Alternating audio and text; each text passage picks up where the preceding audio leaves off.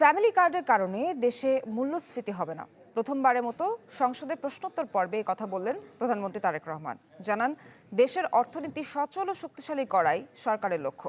আশ্বাস দেন, বিগত সরকারের আমলে পাচার হওয়া অর্থ দেশে ফিরিয়ে আনার। এর সাথে জড়িতদের বিচারের কথাও বলেন প্রধানমন্ত্রী। মাননীয় প্রধানমন্ত্রী কর্তৃক উত্তরদানের জন্য প্রশ্ন। স্পিকারের সভাপতিত্বে বুধবার বিকেলে শুরু হয় সংসদ অধিবেশন। প্রশ্নোত্তর পর্বে প্রধানমন্ত্রী হিসেবে প্রথমবার অংশ নেন তারেক রহমান, যা চলে আধা ঘন্টা। আমি আন্তরিকভাবে ধন্যবাদ জানাতে চাই। প্রধানমন্ত্রী জানান, বিএনপি বিশ্বাস করে জনগণই ক্ষমতার উৎস। তাদের দেয়া প্রতিশ্রুতি পূরণে পরিকল্পনা করছে বিভিন্ন মন্ত্রণালয় ও বিভাগ।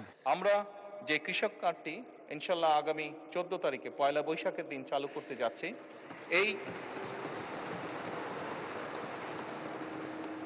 এই পাইলট কর্মসূচির আওতায় এরই ভিতরে আমরা প্রায় মোটামুটিভাবে 22,000 বিভিন্ন ধরনের কৃষক, প্রায় 22,000কে এই পাইলট প্রজেক্টের আওতায় নিয়ে এসেছি। আগামী 4 বছরের মধ্যে দেশব্যাপী 4 কোটি পরিবারের কাছে পর্যায়ক্রমিকভাবে আমাদের এই ফ্যামিলি কার্ড পৌঁছে দেবার পরিকল্পনা রয়েছে মাননীয় স্পিকার।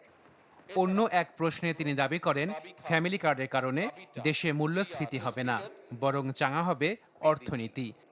আমরা যেহেতু টাকা ছাপিয়ে দিচ্ছি না, কাজে মূল্যস্ফীতি হবে না, বরং আমরা মনে করি এই টাকাগুলো যখন মার্কেটে যাবে, যারা কৃষক কার্ড পাচ্ছেন সেই সকল কৃষক, যারা প্রান্তিক পর্যায়ে নারীরা যারা পাচ্ছেন টাকা, নিশ্চয়ই তারা সিঙ্গাপুর বা বিভিন্ন দেশে টাকা পাচার করবে না। সেই টাকা লোকাল অর্থনীতি দিয়ে তারা খরচ করবে। যেই টাকাটা সরকারের কাছ থেকে তার কাছে যাচ্ছে, সেই টাকাটা লোকাল ইকোনমিকে শক্তিশালী করছে, লোকাল ইকোনমিতে সেটি রোটেট করছে।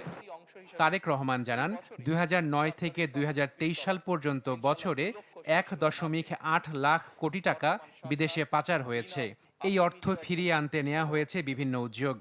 পাচারকৃত এই অর্থ একাধিক দেশে স্থানান্তরিত হয় অভিযোগ থাকায় তা উদ্ধারে সংশ্লিষ্ট দেশগুলোর সাথে মাননীয় স্পিকার এরই ভিতরে তথ্য বিনিময়, সম্পদ শনাক্তকরণ এবং পারস্পরিক আইন সহায়তা জোরদার করা হচ্ছে। অর্থ পাচারের গন্তব্য যে দেশগুলো প্রাথমিকভাবে সরকার চিহ্নিত করতে সক্ষম হয়েছে, সেই দেশগুলো হলো USA, UK, Canada, Switzerland, Australia, Thailand, UE, Singapore, Malaysia এবং হংকং, চায়না। এদের মধ্যে 3টি দেশের মালয়েশিয়া, হংকং এবং সংযুক্ত আরব আমিরাতের সাথে চুক্তি স্বাক্ষরের বিষয়ে সম্মতি প্রদান করা হয়েছে। প্রধানমন্ত্রী সংসদে জানান, বিএনপি সরকার দায়িত্ব নেওয়ার সময় ভঙ্গুর অর্থনীতি পেয়েছে।